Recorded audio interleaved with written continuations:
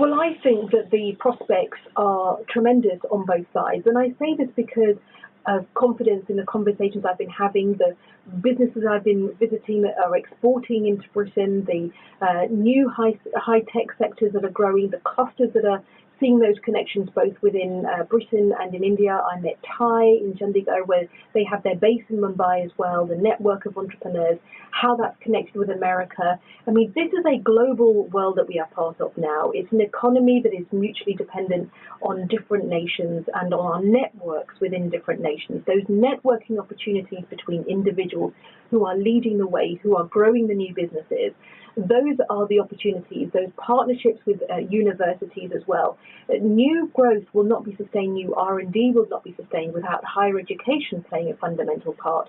So how we think about higher education in the UK as well and exporting some of that talent and those new development partnerships and development, I think is an important part of this.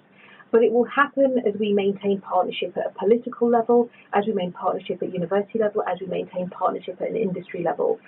British business has been successful in India, but Indian businesses are tremendously successful, as we know, with Jaguar Land Rover and other businesses in Britain.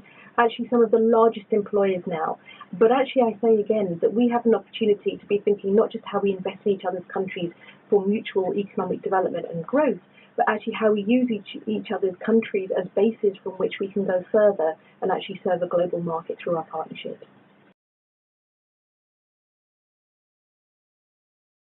Well, I would say on corporate social responsibility that we've seen tremendous developments in the UK over a period of time. CSR is going through a new phase of development, and it is the same in India, that they're actually seeing a change in company law that's actually looking to 2% of average profits over 3 years being invested in particular areas for social benefits, social outcomes.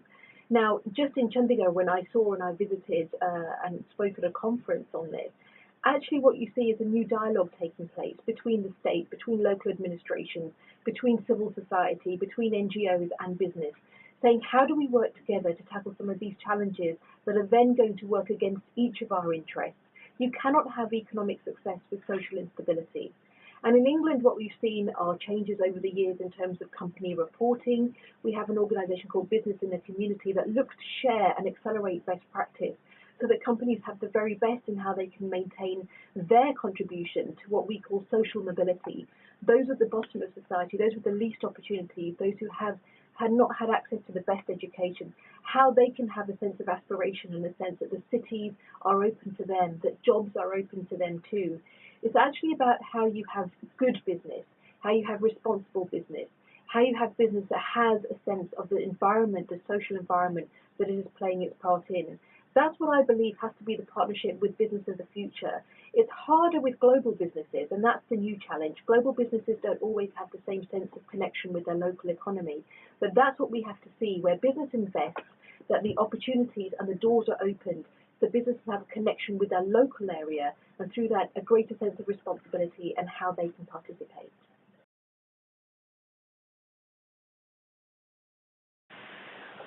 There are no formal programmes for mentoring MPs, but the individual political parties have their own programmes in place, their own work that they do.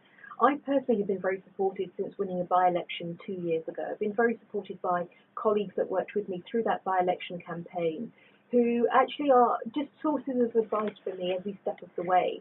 And then when you grow in your role in Parliament, you take on new responsibilities. You work with those teams who have experienced politicians as well. One of the things that I do believe is that any member of Parliament has to be entrepreneurial. You have to create your own brand, your own identity, your own priorities. You have to think about how you're investing your resources of your office in achieving the outcomes that you believe are important for your constituents and for your party. And in that, it's an ongoing story. It's an ongoing story where the advice that you had 1 year may not be the advice you need in the next year, perhaps if your responsibilities change. And so in that, you have to be very innovative, always thinking about tomorrow, always thinking how you're ready for tomorrow. Politics is not a game about yesterday. People are rightly impatient. They want politics to always be delivering tomorrow. But that's where you have to have a focus on. That's where you have to build your own networks, both inside and outside of your party and inside and outside of Parliament.